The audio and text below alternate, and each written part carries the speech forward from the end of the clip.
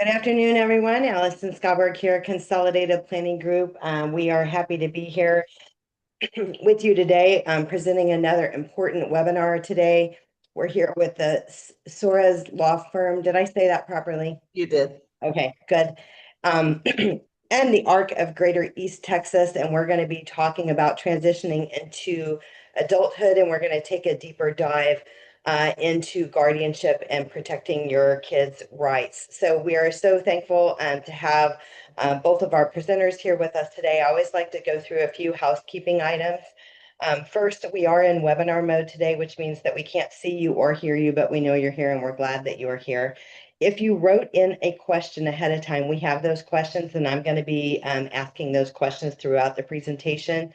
If you have a question, we invite you to put your questions in the chat box, and we'll get to as many as we have time for today. So we're going for an hour if you're planning your lunch or whatever you're planning.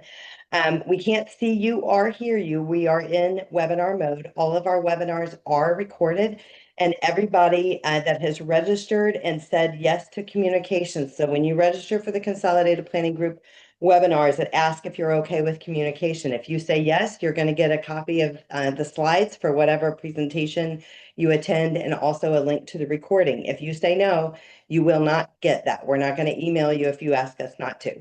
And so the other thing that I will say is they usually come out the following day, either later in the afternoon of the same day or the following day. And you may also want to check your spam folder as well. So if you're still not getting them, then let us know and we'll make sure that you get that. So I just wanted to mention that. For those of you that are joining for the very first time, Consolidated Planning Group is a holistic special needs financial planning firm.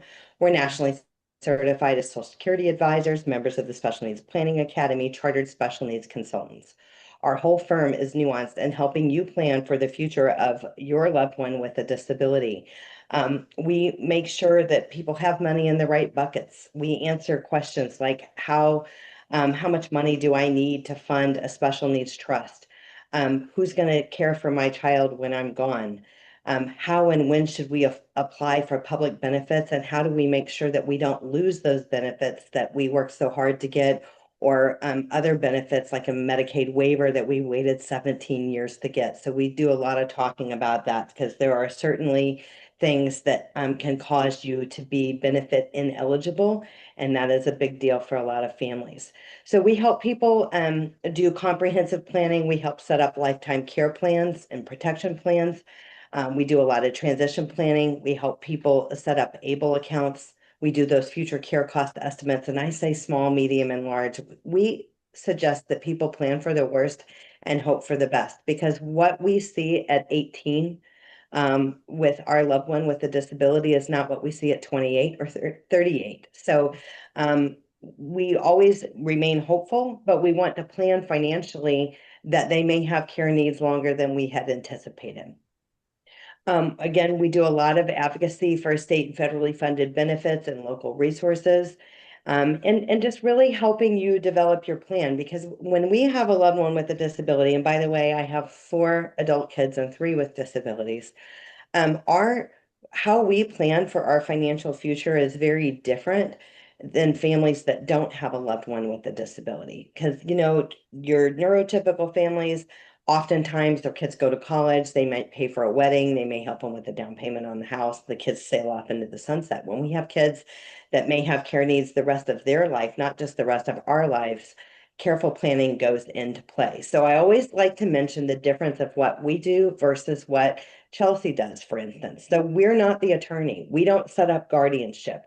We don't set up the special needs trust or do your legal documents. We don't draft wills. We don't do any of those things. That's her department. Okay. So the paper, the legal documents, that's going to be the law firm. We're the money in the right buckets. How do I retire and stay retired and still have several $1,000,000 left over at the end of my life to fund a special needs trust for my child? So the truth is that we work very closely together, but she doesn't do what we do and we don't do what she does. So you've got to have the right people on the team, in the right seats. And we really suggest, whether you work with us or you work with somebody else, that you work with a specialist that is specifically nuanced and understanding kind of the pitfalls as it relates to a person with disability, because there are many missteps or accidental moves that we could make that could jeopardize those benefits. So it's very, very important that we look at those things. So what I want to do is I want to just get kind of start with you, and just we're going to be talking about a roadmap to 18, protecting your 18 or 18 plus as they move into adulthood. Because I always like to say, and I mean this, you are where you are. You are not behind. So I always hear people, I'm embarrassed for you to know how far behind I am on all of this stuff. Um, Today, we're going to be talking about guardianship, and we don't need guardianship prior to them turning 18. You are their guardian, but it's after they turn 18 when everything changes. You might have a 26-year-old, and you might be hearing this for the very first time, and you might need to have conversations about guardianship or alternatives to guardianship, and that's okay. So you're not too late. That is for sure. You're definitely not too late. And then the other thing I always like to encourage families on is that, I mean, it is, when we start talking about guardianship, we're talking about the least restrictive and the most appropriate for the ward when we're talking about like laws in Texas, right? And what might be least restrictive or most appropriate at 18 might not be what is least restrictive and most appropriate at 38. So those things can change. And then the last thing that I want to tell you is that it is really important that you just have a conversation with a professional like Chelsea about what your options are. You don't have to know what you need when you go and sit down. They're going to talk to you. They're going to talk to your loved one, and they're going to guide you through what the options are and what may be best. So if you've been putting this off because you feel overwhelmed by the process, or you don't know what you don't know, so like if you're like a lot of people, you don't know what you don't know, so you put it on the shelf and you're going to get to that a day, the rainy day, and then the rainy day never comes. So just don't worry about that. I think that the main thing is to meet with a professional. So having said that, Chelsea, I'm going to turn everything over to you. Thank you, Allison, so much. All right, I want to introduce myself. On the next slide is a little bit about me, which is I just want to let everybody know kind of who I am and what I've been doing. So I have been an attorney in the state of Texas for 26 years. I graduated with a business degree from Abilene Christian University, and then I went to Baylor for law school. I was licensed in 2000, but I took a little break from practicing law for about 10 years. And my co-host on here, Robert Ogden, he's the executive director of the ARC of Greater East Texas. So we're out here in Tyler is where we are. That's how I met him, was when I took a step away from practicing law, and I led several human services organizations, specifically those who worked with adults who are very vulnerable. I opened an assisted living with a memory care in Tyler. I also worked for a nonprofit intermediate care facility, and then a for-profit provider that provided HCS and ICF services. So I've seen it from both sides. What we do at the Soares Law Firm is we do estate planning generally. So we help families who want to secure their legacy, put a will or a trust in place. And my sort of niche is I work with families who have kiddos and adults with special needs.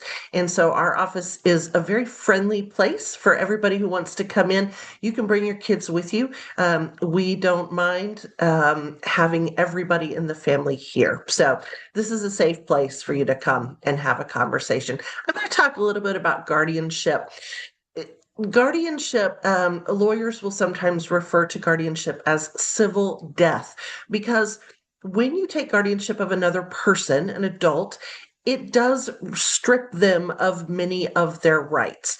What we don't always know as parents of special needs kiddos is that the moment they turn 18, they are an adult, 100% able to make their own decisions. I had a mom in here last week who said, Chelsea, I woke up this morning. I needed to get my daughter's medication refilled on the Walgreens app. I go in. everything's gone. I can't access anything on the Walgreens app about her. I can't pull up my chart for her anymore. And sure enough, her daughter had turned 18 and she completely dropped off all of those apps. Her daughter is unable to go into the Walgreens app and reorder her prescriptions. So this is where guardianship may need to come into place. And I say may because we're going to talk about when we use guardianship and when we don't.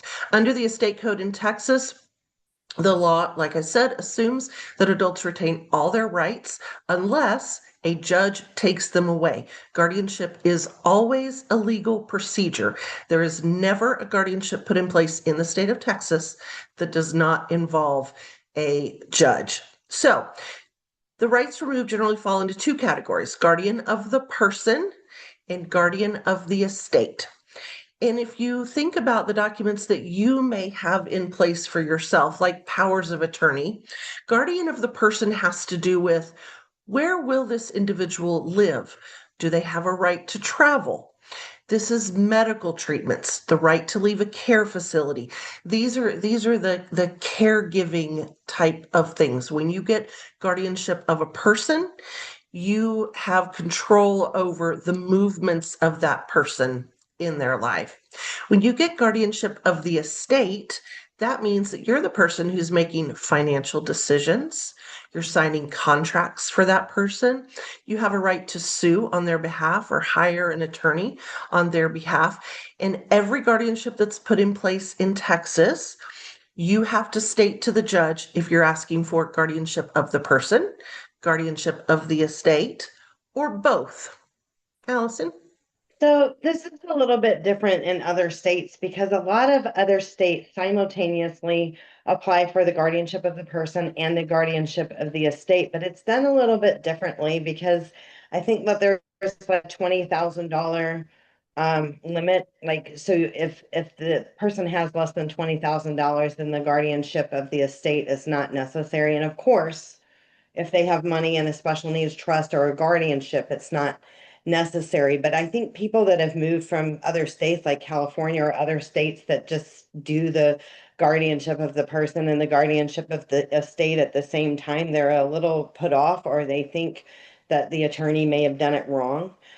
So can you just talk about that for a second? Because I know that there's some differences in Texas. Absolutely. It's very possible to take guardianship of the person and not guardianship of the estate. One of the attorneys who works here in my firm, his name is Mike Carney. He is obtaining guardianship of the person of his child at age 18, but doesn't need to take guardianship of the estate because his son doesn't have any assets. There's nothing there to take control of. So it is nuanced, and you need to sit down with an attorney who can really dig into which of these that you need to get guardianship of. And you may not need both. Our goal is always least restrictive. How much power can we retain with the person who has the disability? How much independence can they retain? Because we want them to maintain absolutely every bit of their independence and still keep them safe. That is the goal. So it's a good reminder, Allison. Thank you. Estate codes are state by state, which means if you move to Texas from another state, our laws are going to be different here. Some of them are kind of similar. Some of them are very, very different depending on where you're coming from. So be sure that you understand the laws of the state that you're in. And today I will only be speaking about Texas law because this is the only place that I'm licensed to practice. All right, so our goal ultimately is safety for our loved one. Even if we get guardianship of our child or our loved one, Texas law does provide that there are certain unremovable rights. These are things that a person has even when they have a guardian, because everybody deserves to be treated with dignity. Our loved ones have the right to personal privacy. They have the right to participate in this process. They have the right to self-determination, and they have the right to petition the court.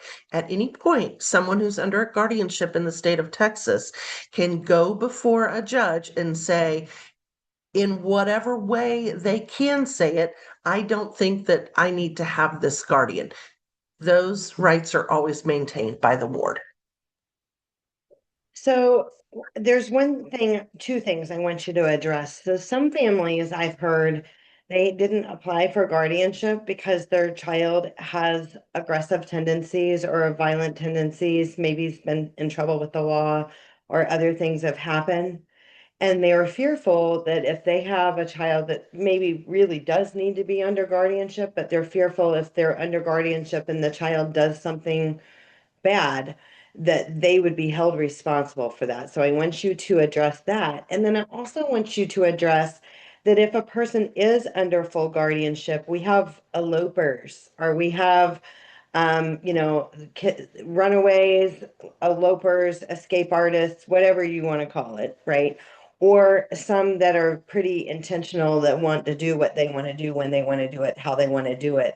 And let's give an example of a kid that's under full guardianship, living with the parents who has taken off and is now living at a friend's house and is refusing to leave or something like that. Talk about that situation. Those are two that come up. Yeah, and this really goes into the right of self-determination, right? And our wards do still have the ability to I talk to parents a lot about this. Even when you're under guardianship, as an adult, you still have the right to make really, really bad decisions. Okay. My kids who are over the age of 18 have a right to make very poor decisions. All of us on this call, if we're adults, have the right to make really poor decisions. That doesn't go away. That liability doesn't necessarily translate to the guardian. If a ward committed a crime, we would need to talk about that specifically, whether there was any liability for the guardian. But, an eloper, what is law enforcement going to do in your area? They might go, they might try to encourage them. They might say, we can't do anything about it. I know this doesn't necessarily give the complete answer that you're looking for, but it really does depend on the situation. But full guardianship does mean that you, as the guardian, have to look out for the best interest of the ward. And if the best interest of the ward is for them to not be living in their friend's house where things are happening that are illegal, then that's when you would step in with get some law enforcement help, get some organizational help from people like the ARC and other people who might be able to speak into that. But in summary, in the example of a kid does something or they have committed some type of crime, the guardian is typically not liable unless they were negligent in that Absolutely. situation. Like, That's for right. instance, there was a gun laying around and your kid used it because you had it laying around loaded or something along that would be negligent. But as long as a Right. parent's not being negligent, they're not going to be held liable for the kid's issues in situations where they That's right. were not negligent. Is that correct? That's exactly right. Yes. Okay, perfect. All right, so essential elements of a guardianship. When you hire a guardianship attorney, and one of the questions today was, do I need to hire an attorney? Guardianship is something that you can do on your own, but please understand it is very nuanced. There is a lot that goes into it. And if you choose to do it on your own, I highly recommend that you go to the county, the courthouse, the clerk, the law library in whatever county you're in, and get some guidance from them, because guardianship, while it's under the estate code of Texas, our judges typically have some guidance about this is the way I like it done. And so if you do choose to do it on your own, just be sure that you know what that judge wants, because otherwise you're going to end up really dragging it out, and you're going to end up spending money you don't need to spend. Obviously, I say come see a licensed attorney and let's just get it done as quickly as possible. And my 2 cents on that, where I would say is there's some things that it's a DIY project, and other things are not. And legal proceedings, legal going before a judge, presenting a case, things like that is not really a DIY project. And what I would say, so some people want to do that because the fees that are associated with guardianship may be too steep for them. So one of the questions that we had was, are there other options basically? So there are legal aid programs, so you can type in your county and say legal aid for guardianship, and those organizations or agencies or 501(c)(3)s will pop up and you can reach out to them. If that is, you find yourself in that category, you can also reach out to disability rights for Mhm. your state. All states have disability rights, and then they tack on the state name at the end of it. And then depending on what county you're in, like for instance, like I know that Galveston County, if you live in Galveston County, the guardianship is free, right? You have to live there. But they have some kind of grant or program. So some counties have free guardianship. And then the other thing is sometimes like diagnosis specific organizations may have financial help or discounted options. So you might want to check with your diagnosis or disease specific organizations or 501(c)(3)s that you can get some help. So someone said, I didn't think you could do guardianship in Texas yourself. I thought you had to use an attorney. Everything that I've seen is that it's largely frowned upon. Um, largely. And I think that you would also be at mercy, and I might be wrong, you can kind of chime in here, Chelsea, but I think that you would be at the mercy of said judge on said day in said county. And so you couldn't even blanketly say that it'll be fine in this county because it's going to be dependent on who's in charge of that. But I can tell you for sure, most judges, if you go in there disorganized and you don't know what you're doing, they're going to tell you to hire an attorney. It's what they're going to Yeah. do. That's exactly right. I mean, it's like any cause of action. Listen, you can always represent yourself, but this is one of those where it is incredibly important to ensure that the outcome is what you want it to be. And if you do it yourself, it may not come out the way you want it to. I'll give one more warning, and this is a general statement that I use a lot in estate planning. Please, please do not use AI to try and figure out guardianship law in your state or in your county. I have so many people come in my office and they say, "Oh, I created a trust using Claude or using, can you look at it and just make sure it's okay?" And I say, "Absolutely not. I will not do that. No attorney should ever do that." I think AI is brilliant. I think it's a wonderful tool that we should be using. It's a wonderful tool I do use. Do not use it for guardianship of your loved one with IDD. It just is, it can't accomplish what you want it to. You can't get the prompts right enough to do what you need it to do. So, And I would say that for special needs trusts as well. yes. There's too many little accidental things that you could have in there that could cause you to be benefit ineligible. So I would say that as well. So Right. we've handled a couple of the questions. One thing that as you're addressing this, I did get just a new write-in question that came in just a little while ago.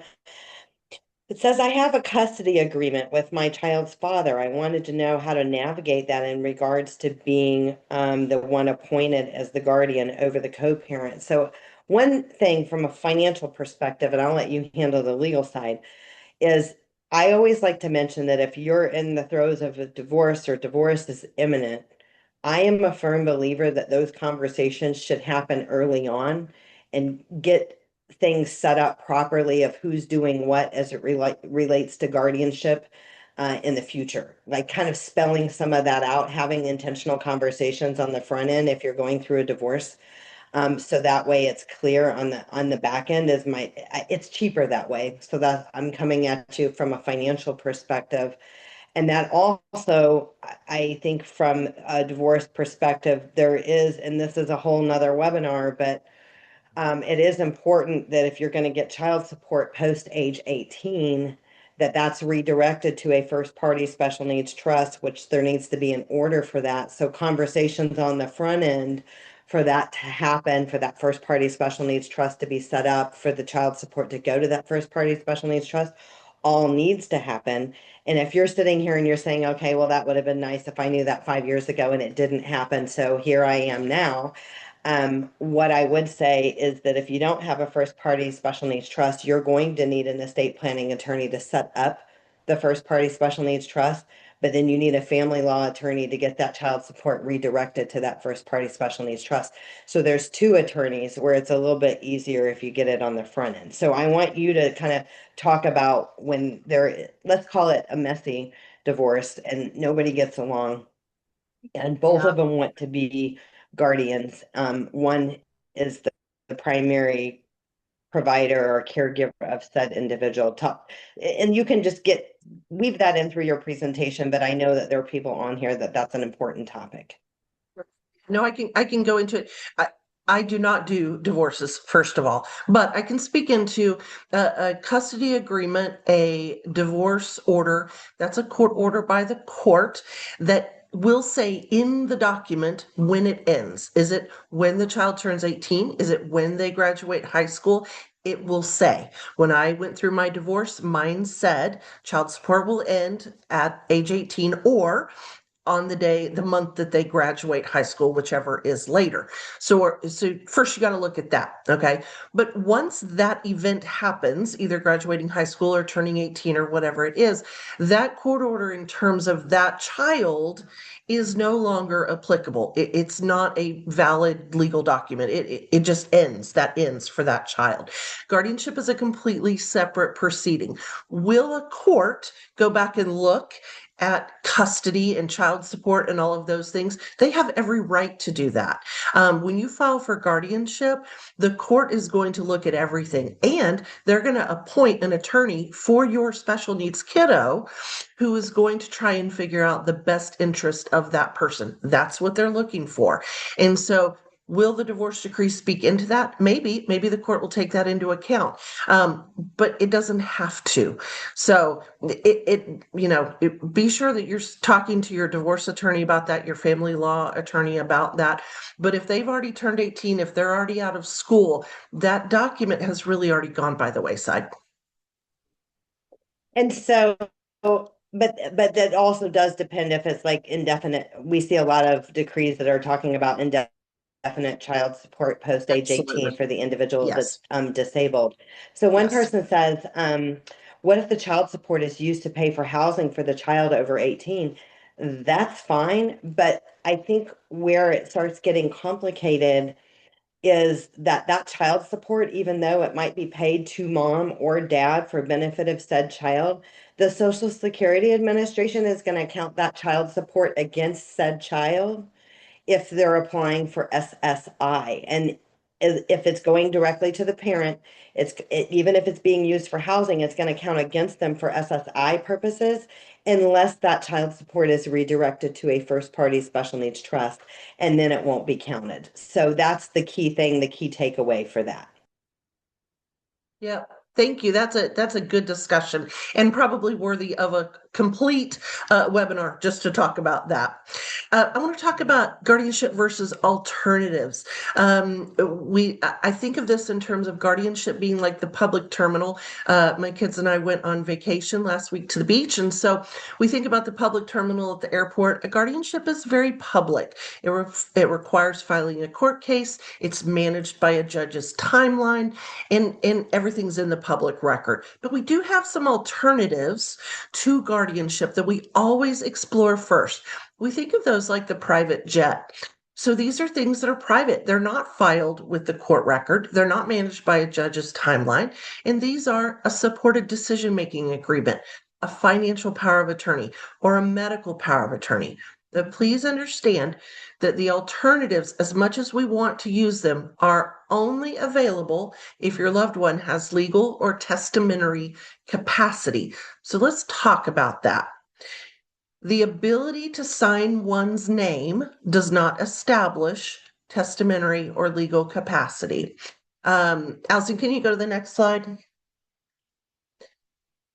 So your loved one, in order to have these documents giving you power of attorney, giving you medical power of attorney, they have to understand the document they're being asked to sign. I'm not saying they have to understand all of the legal jargon. Even you and I cannot necessarily understand every one of the legal words in these documents, but they have to understand what this document is that they're signing, what effect this is going to have. They have to understand the general nature of the extent of their property. They have to generally understand who their next of kin, who their parents are, who their grandparents are, who their siblings are. This is the way that we determine testamentary capacity, which then would allow us to be able to put those alternative things in place and not have to get a guardianship. I have a client who lives in an intermediate care facility here in Tyler, and I was able to sit down with him, even though he is very, very limited verbally.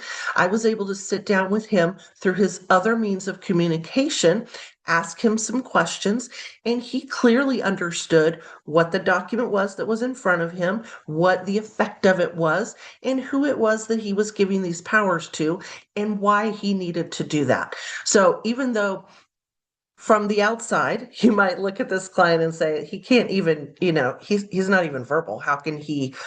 It doesn't have anything to do with that. It has to do with understanding. So the key thing, the key takeaway that I get from this, and we've had lots of conversations with this with clients over the years, most people's kids, if you told them to sign something, many people's children are going to sign those things. But Yes. the key is that if you're having a person sign something and they don't have the capacity to understand what they're signing, it's really not worth the paper that it's written on. And we've actually seen that come to shove in hospital settings or other things like that, where they say this person never had capacity to even sign that. And we hope it doesn't get to that. And those types of things is where you end up with having to have a court order. There's attorneys involved. It's kind of messy. So I think that the key is, and I always like to say that it's not we're pro guardianship or anti-guardianship or whatever. It's whatever is specifically right for that individual. It is so individualized. So if you had your kid in a school or whatever in a program and there was 12 kids in there and 11 of those kids fell under that umbrella for guardianship, it doesn't necessarily mean that your child does. Maybe something lesser restrictive is appropriate. And I think that that's the key. The key takeaway is it's not at all a one size fits all. It is very, very personalized and individualized to their capacity. And just for, a person may not have the ability to do any of their activities of daily living, but might be in a genius category of intellect, and can really handle a lot of things. So, I mean, those are all different scenarios. And then we always jokingly say, Chelsea, one could argue that all of our kids at age 18 need a guardianship. Um, you know, but that's not what it is, right? Like, one could say that, because our kids, neurotypical or disabled, they're not, they're not, they haven't arrived yet. Their brain is still developing until 26 and sometimes even 30 with kids with disabilities. So it's not about that. It's they're getting there, but it is definitely kind of, let's talk about capacity. They throw around this term IDD, intellectual disability, global developmental delay. We talk about IQs of 70 or below, or sometimes I hear 69 or below. Is there a particular litmus test, or that's one factor of the consideration that you use? Is one factor of the communication because IQ is based on how somebody tests, right? And so IQ may not have anything to do with it, or it may. So it's really important to sit down with someone who understands the nuances of testamentary capacity, because if we can do something other than a guardianship, let's do that. And I think you're exactly right. Is sometimes we think, even I have my number three is 19 right now, and I just sometimes go like this, like, this child still needs a guardian. But this isn't about taking away control because we think they'll make bad decisions. This is about us ensuring our kiddos are safe and ensuring that they're not taken advantage of. And like I said, adults have the right to make really poor decisions. All of us do. But there are times that a court will need to intervene and put a guardianship in place for someone. One litmus test that I talk about and share with our clients is, and this might sound like harsh, but like if I died today, okay, if we all died today, can said kid get themselves to and from appointments? Can they handle bills? Could they sign a contract? Could they, if you guys died today, is this going to be a big issue? Like there would need intervention or court intervention or something like that?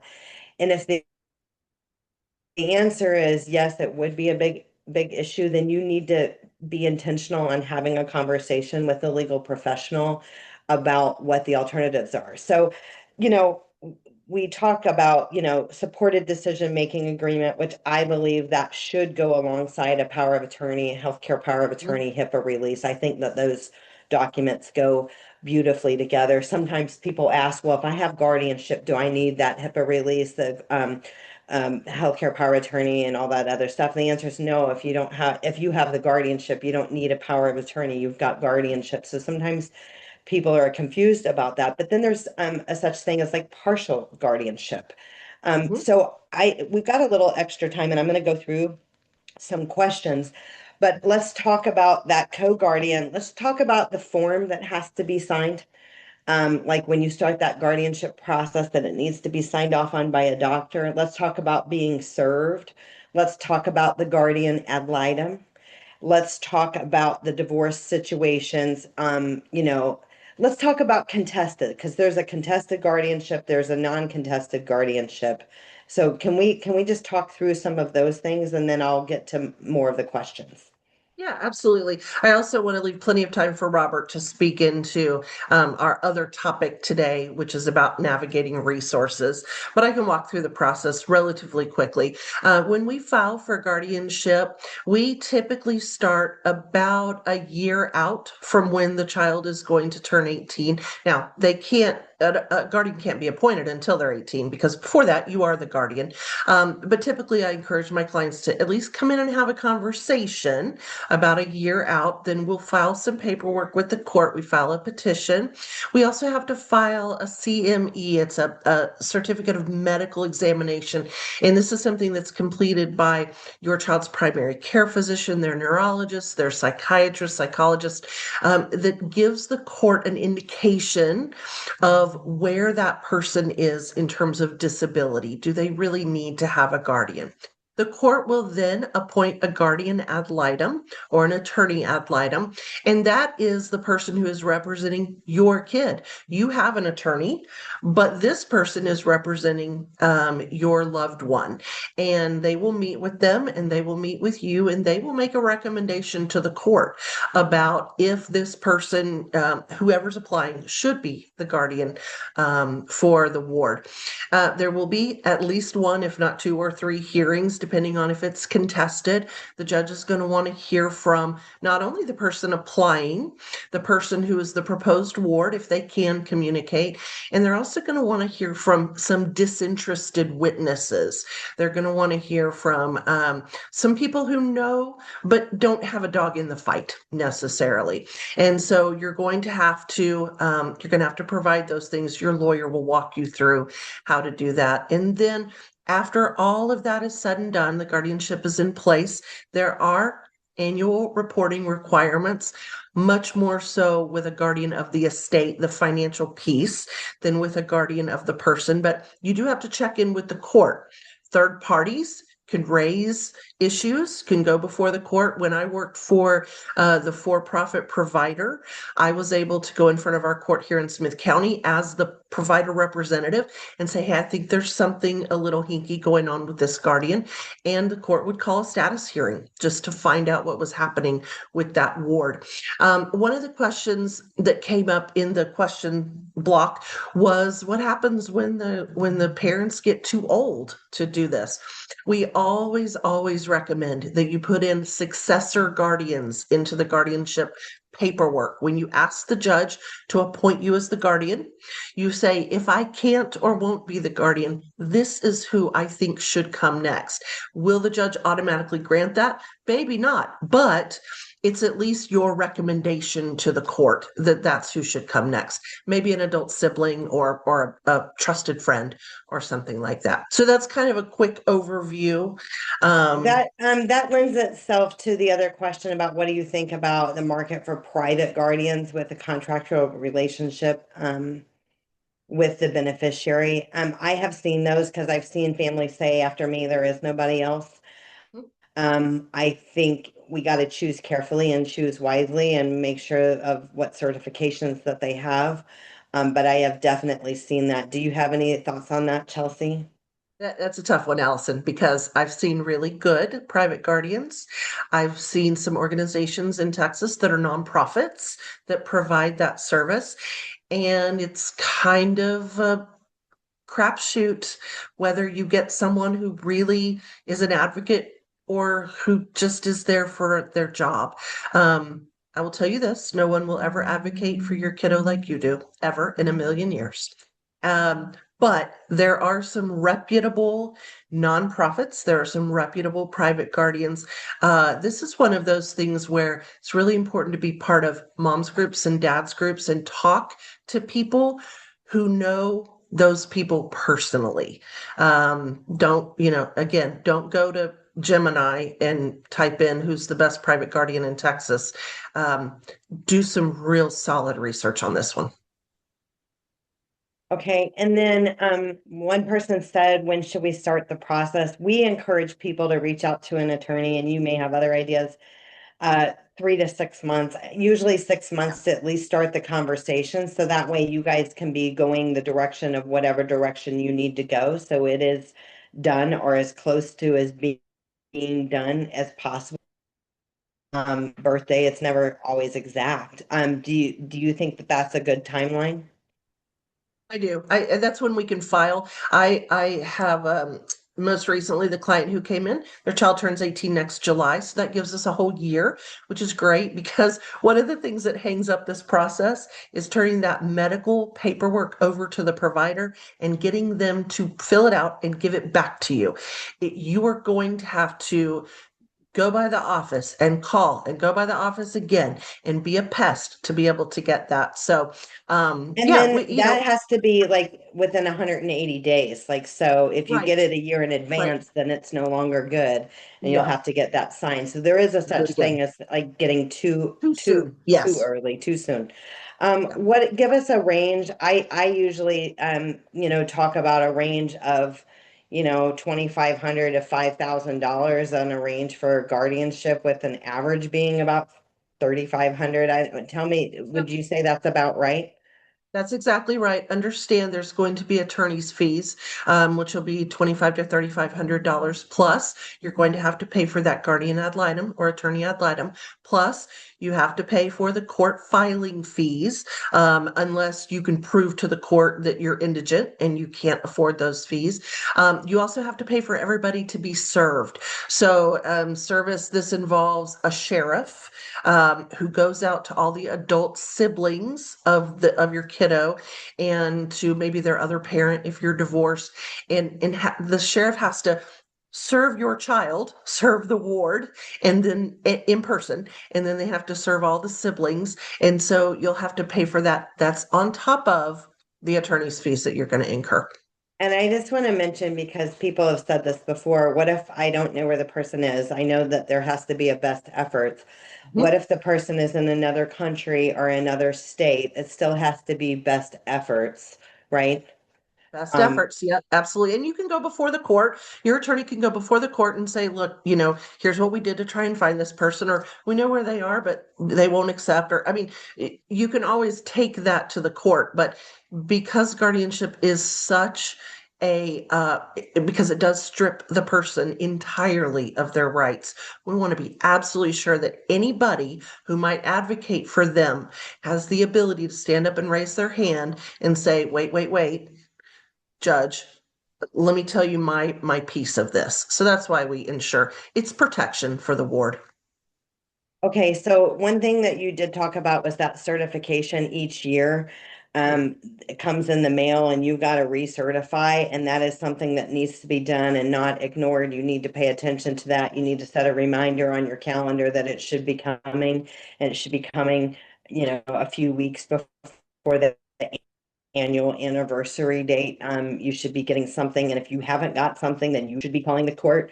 Just because it didn't come in the mail didn't mean it's not due, so you should be calling that county. And then the other thing that I like to tell people is that your guardianship is county specific in Texas, and it's where the ward lives. Okay.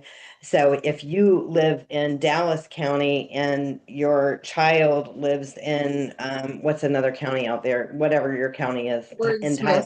Smith County. Okay. Yep. In Smith County, because they're living in a residential living place, and that's where they live, and that's their address. So it's based off of the county in which they live. And furthermore, if you have moved to Texas from another state, you do need to connect with your attorney back home, and then get with one here so you can get that updated so your guardianship is in place properly in the state of Texas and for your particular county, because that's one thing. Again, those are state specific things, and every county and state does things a little bit differently, but people just think that they have it and it's just a slam dunk, and then they cross state lines and things like that.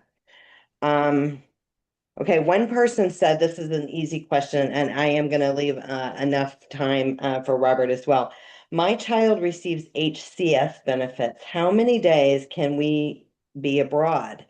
It's less than 30, And basically 30. 30 days. When we're talking about Medicaid, it's 30 days or less, or they won't be eligible. Medicaid's not going to pay for anything abroad anyway. It's state specific. All Medicaid programs are state specific, but 30 days, no more than 30 days without a break in your services. And I would say if you're getting that HCS waiver, yay, you, wonderful.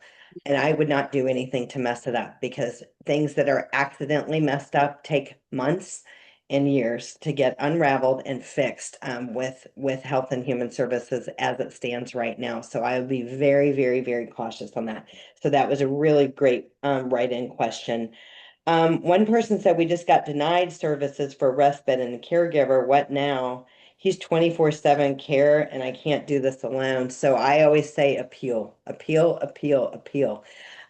You can also go to Google and you can type in who represents me. You can put in your zip code. You can go to your congressman's website for free, and they'll say, are you having a problem with a state or government entity?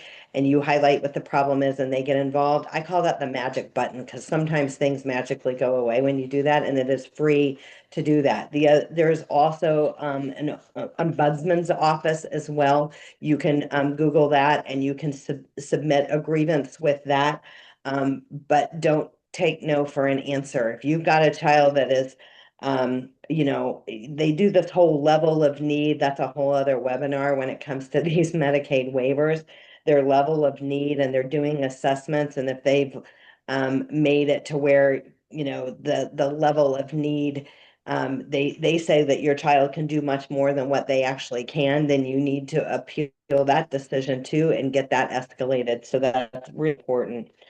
Um, One person says, who administers the special needs trust when the family members of the beneficiary are too old or can't anymore?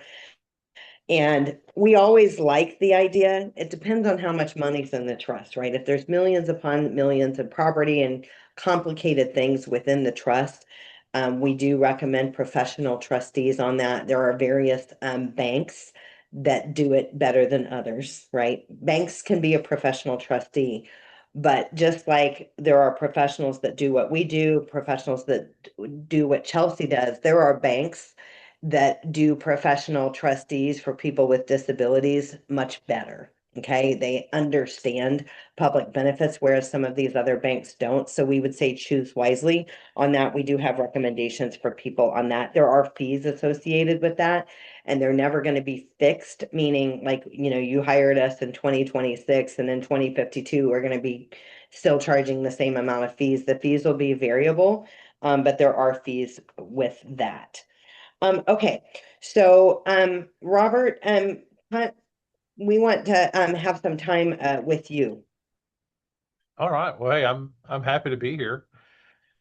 Um, my name is Robert Ogden, and I'm the executive director of the ARC of Greater East Texas. And more importantly, I'm a father and a husband, and I've been walking through the walk of having an 18-year-old child with disabilities, and it's had a lot of obstacles along the way.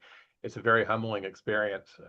Prior to being in my position at the ARC, I was an educational consultant. Before that, I was a principal. Before that, I was a special ed administrator. Um, Needless to say, I feel very comfortable helping parents with resources and helping them understand those systems prior to 18 years of age. Um, that's real easy. You want to talk about that? Call me. This is where I am not an expert. I am just going to say I'm a father here. October 7th last year, my son Alfie turned 18 years old. He is 6'5" and somewhere between 6 and 12 months cognitively. He's ambulatory, but he can't make good decisions or doesn't make good decisions on where he's walking to. I can't believe he doesn't fall down and trip over things more often because he doesn't know they're there, but he manages to maneuver, thank God, because he's like a tree if he falls. Um, my wife and I were not exactly as ready as one would think that we would be, especially given my position and the stories that get shared with me all the time. We adopted Alfie when he was 7 years old. And for whatever reason, we did not decide no time like the present. We just did not get his name on his social security card changed to his new name.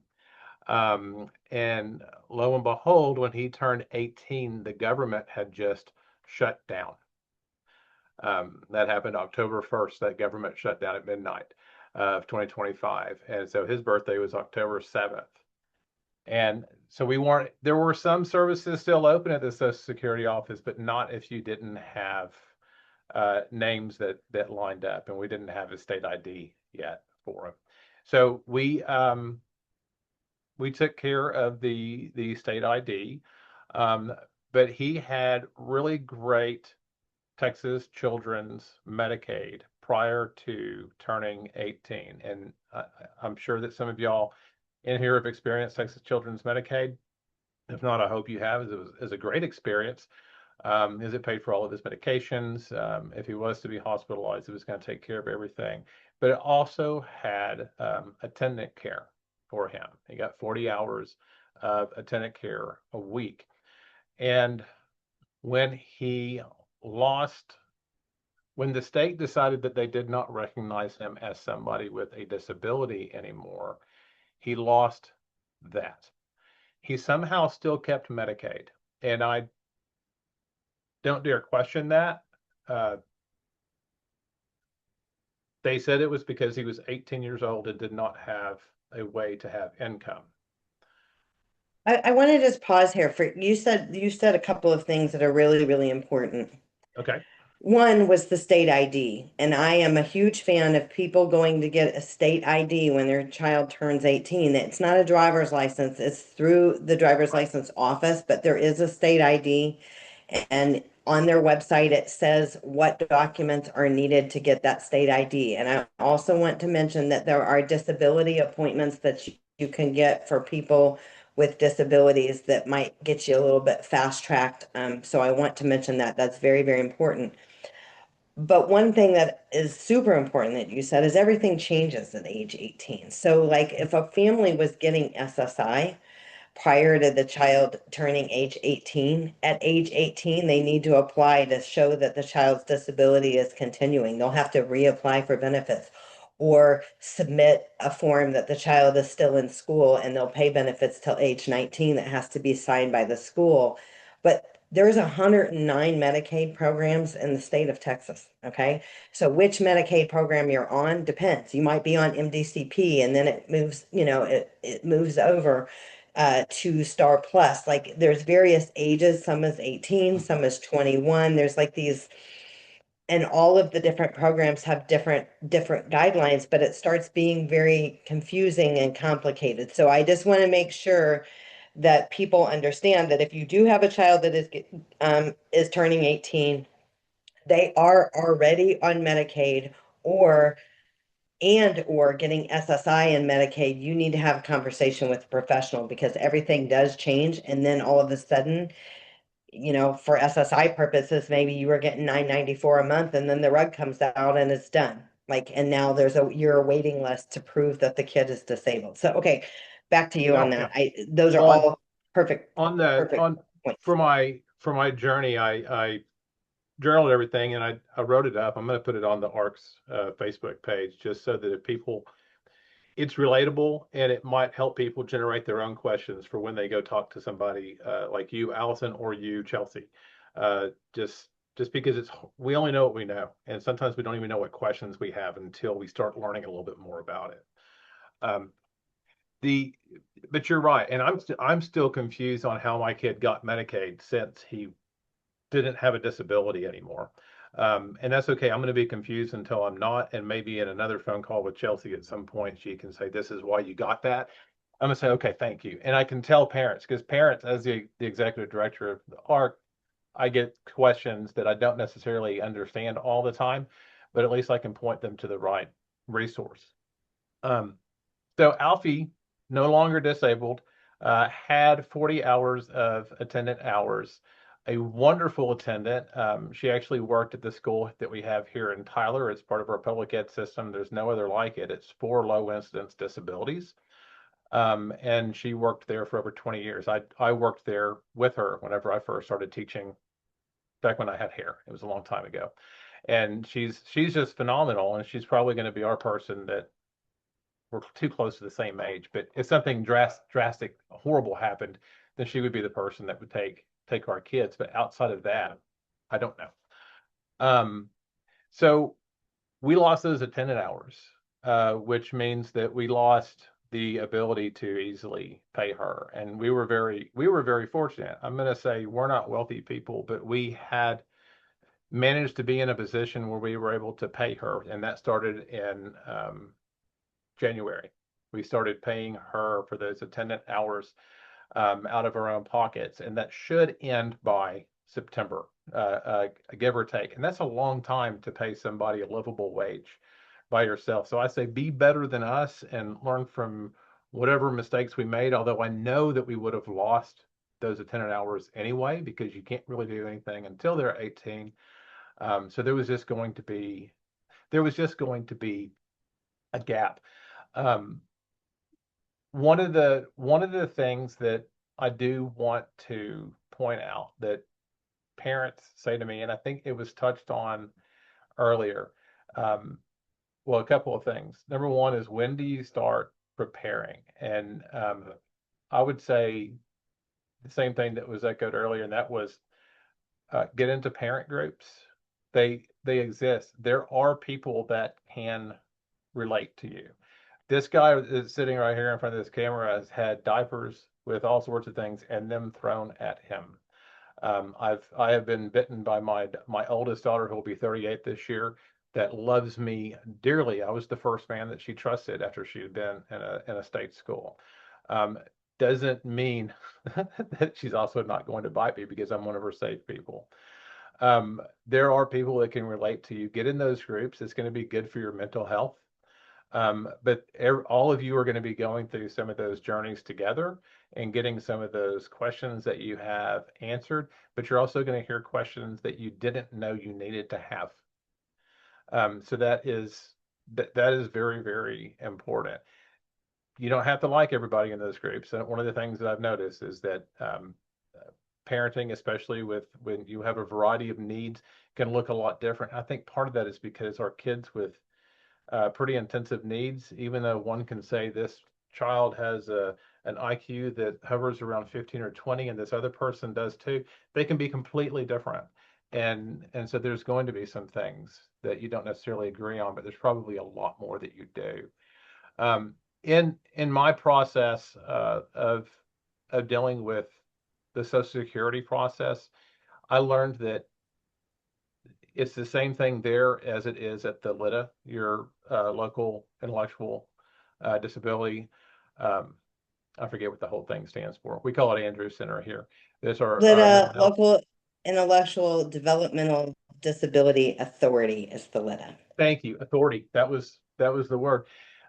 There's a lot of people that work there, and sometimes you're going to call there and you're going to get a doofus. That just the wrong person answered the phone. And don't give up.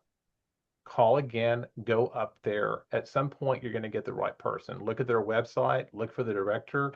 For our one that we have in Smith County, I don't even mess with it. I just send an email to Heather Hallett. She's over intellectual and developmental disability. She's the coordinator there. I just send them to her, especially if they've already had a bad experience and are just at that point of giving up. I make sure they know these people have already had bad experiences, and And this it's is true your for opportunity all to of the fix organizations, whether it's it. the Social Security Administration, Health and Human Services, LITA. A lot of them are understaffed. They had a hiring freeze. They're training new people. They've had a lot of great people that retired. And so Yeah. this might be if you're working with Workforce Commission, all of these different organizations may have that, but I think, being encouraged and not giving up and knowing that there are a lot of resources out there, like the various ARCs across the state. These are going to provide, free resources. There's Easter seals. There's different organizations that are disease specific or diagnosis specific that may have a lot of resources. So we want you to use your resources. One of the things that there was one last question, and then I just want to just mention this. We have implemented a new team here at CPG that does application support service for people, for busy working families that don't have the time to run point on filing the SSI application, running it all down, getting it everything ready, getting it all submitted. So we do have a new application service. We're going to do a webinar about that on Friday this week. Introducing Jessica Alvarez and the application service that we're providing. People have been asking us to do that for years, and so it's finally here. So I wanted to mention that. So join that on Friday. Some of our previous slides, this is our QR code that will take you to our calendar link where you can schedule a free personalized consultation. I know Chelsea had her link on there as well. And then this previous slide is just our upcoming webinars, and that's where you'll be able to register for any upcoming webinars that might make sense for the step that you're on in your planning journey. So from a final perspective, Chelsea, I just want to answer the question of, somebody put in the chat box, what if I filed for guardianship and I want to withdraw it? Maybe I can't afford to finish the process. What happens in situations like that? You withdraw while you're in the middle of the guardianship process, a guardian will not be appointed. If at some point your child has a guardian, they are a ward, and they go before the court, or somebody else goes before the court and says this person no longer needs a guardian, the court will order that they no longer need a guardian. So guardianship proceedings can be stopped in the middle. They can be stopped after they've already been in place. That is always the right that a ward has, is to go back and petition the court to get their rights back.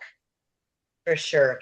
And I think the final thing, I mean, we talked about some of the things like, Medicaid being canceled or, just different issues. People run into, I call them conundrums with the Social Security Administration, Medicaid office, Medicaid waivers, somebody talking about like losing their respite care or other things like that. That I think that the key is don't give up and really ask for help, seek out the free help, seek out your congressman, seek out the ombudsman's office, file an appeal. If you get a letter from the Social Security Administration said XYZ was denied and you have 60 days to appeal, they are serious about their timeline. If they said you got 30 days or you got 60 days, they're very serious about that. But just know that there's help out there for you. We always offer the free personalized consultation, kind of guide you in the right direction. During that, we'll share who we are, how we work. We'll have a kind of get a better understanding of what brings you to the meeting and how we might be able to help you. And we'll kind of share through that.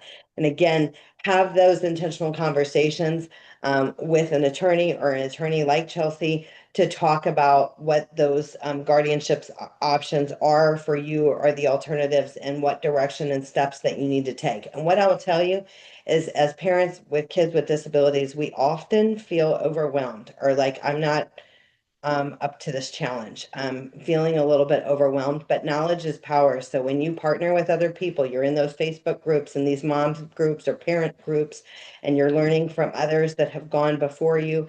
You're having an intentional meeting on the financial side, on the legal side, and now I know what I need to do. When you start having clearer steps in your mind of what you need to do, you start feeling so much more confident and better about your journey. So that help is all out there for you. Well, it's certainly been my pleasure partnering with you guys today. Everybody who's registered and opted in for communication will get a copy of today's slides and a link to the recording. Reach out to Chelsea, get on her calendar, reach out to Robert about resources, and we hope that you'll join us again for another webinar soon. Thanks so much, everyone. Have a great afternoon. Bye now.